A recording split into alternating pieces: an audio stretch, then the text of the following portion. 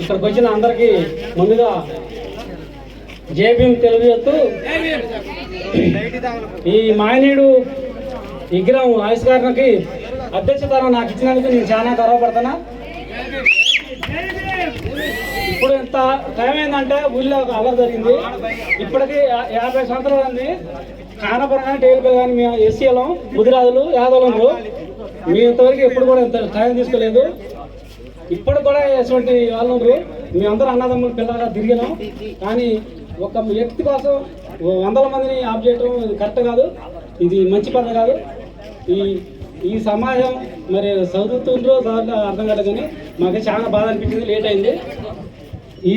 ఈ కార్యక్రమాన్ని జయప్రదం చేయాలని కోరుకుంటూ ఈ అవకాశం ఇచ్చిన నాకు ధన్యవాదాలు తెలుపుతూ దీన్ని కానాపురం మాజీ వార్డు నెంబరు ముదిరాజుపేట మా లక్ష్మీ గారిని రాష్ట్ర కార్యదర్శిగా మాట్లాడాల్సింది కోరుతున్నాం.